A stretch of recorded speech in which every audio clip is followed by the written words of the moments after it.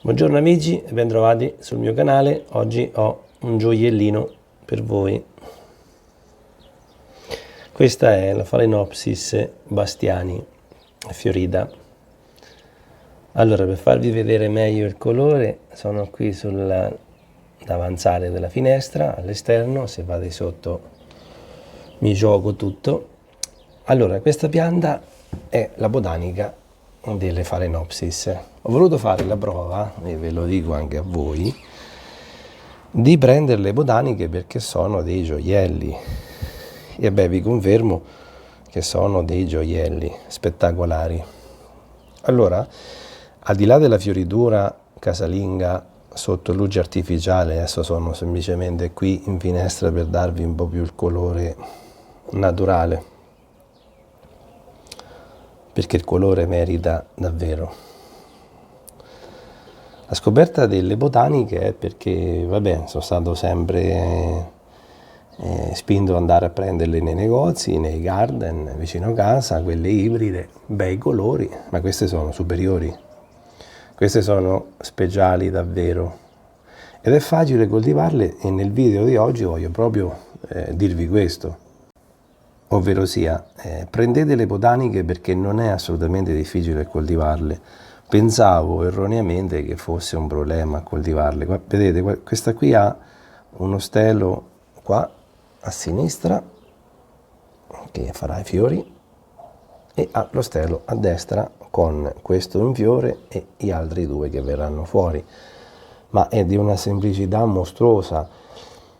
E le tengo in sfagno. Ho cambiato il vaso qualche giorno fa perché, nonostante tutto che io mi metto con tutta la premura nel fare i video per farvi vedere, ma anch'io ho difficoltà nel gestire lo sfagno, perché o è troppo bagnato o si asciuga troppo. Piano piano troverò l'equilibrio, però l'importante è portarla a fioritura e l'importante è dirvi che, nonostante tutto che faccio i video per farvi vedere, delle volte mi prendono i 5 minuti perché come rimane troppo bagnato lo sfagno, oppure nel vaso di terracotta si asciuga. Ecco, è sempre una cosa in continua evoluzione, in continua crescita. Penso che la pianta fiorisce perché desidera lei fiorire, a prescindere di quello che faccio io, a prescindere dai miei esperimenti. Ma esperimenti più che altro perché l'altro giorno l'ho tirata fuori per vedere come stava le radici, era tanto bagnato lo sfagno, dico non mi far fare errori, allora l'ho messa in vaso di terracotta. Probabilmente andando incontro all'estate il vaso di terracotta si asciugherà spesso. Allora, non esiste un concetto, una teoria valida per tutti, è una scienza in continua scoperta. C'ha ragione un maestro di orchidee che dice, Giancarlo Pozzi, dice non è una scienza precisa, non è una scienza esatta, è vero, perché non possiamo dire fate così e la pianta fiorisce, assolutamente, 10 piante, una fiorisce e 9 no e viceversa, quindi è un continuo testare, un continuo cercare, un continuo migliorare. Tante volte vedo dei video in cui vengono messe a sfioro nell'acqua, non mi schiero né da una parte né dall'altra della tecnica dello sfioro, funziona o non funziona, perché qualcuno funziona e qualcuno muore, ma non entro nel merito. Però la facilità di metterle nello sfagno e buttarle in un vaso o di plastica o di terracotta credo che sia ancora più facile, quindi chi fa la tecnica dello sfioro io non condanno nessuno, nel senso che sono molto aperto a tutte le varie tecniche, però questa è relativamente facile. Mettete giù, se non volete fare errori, mettete il vaso di terracotta e potete dall'acqua che vi pare, tanto questo asciuga in una velocità estrema. Quindi tante volte no, oppure si vedono video in cui c'è l'aglio, c'è polveri magiche messe sotto polveri, sotto bucce di banana. Per carità, ognuno è libero con le proprie piante di fare quello che vuole e non ci sono persone che possono giudicare gli altri. Giudicare gli altri è sempre sbagliato a prescindere. Io sono molto tollerante perché è giusto che ognuno sperimenti la propria tecnica di coltivazione. Voglio solo dirvi che messe in sfagno, messe nel vaso di terracotta, io credo che anche un principiante che non ha mai gestito l'annaffiatura delle Phalaenopsis non ha difficoltà. Quindi in questo senso qui vi dico, date tranquilli che non non ci sono problemi, non ci sono problemi alcuni. Spero di darvi il massimo della bellezza di questo fiore nei suoi colori,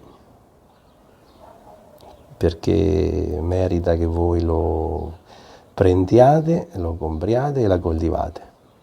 Cerco nei video di darvi la soluzione più facile, dopo, ripeto, ognuno è libero di sperimentare, di testare, di metterle a bagno con qualunque prodotto, però ecco, questi sono veloci, tant'è vero che lo sfagno è definito, no? La sfagnoterapia è una tecnica di recupero delle piante stressate, quindi tante volte forse uno si complica più la vita quando prende delle vie, no, particolari, per cui, però ecco, provate, alla fine arriverete a un sistema che sia più pratico, meno impegnativo, meno invasivo, più gestibile nella coltivazione domestica. L'importante è che date la luce, se no qualunque tecnica voi facciate è difficile che la pianta possa arrivare a fioritura.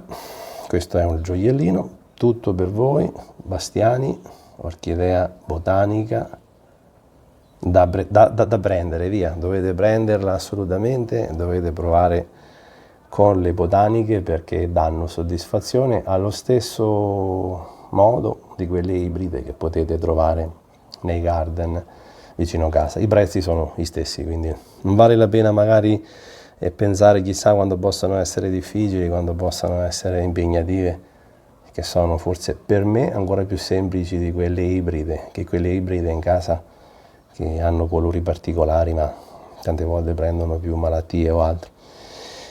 A voi, a presto, grazie di avermi seguito, spero di farvi innamorare piano piano delle Phalaenopsis botaniche perché meritano veramente la vostra cura e la vostra attenzione. A presto!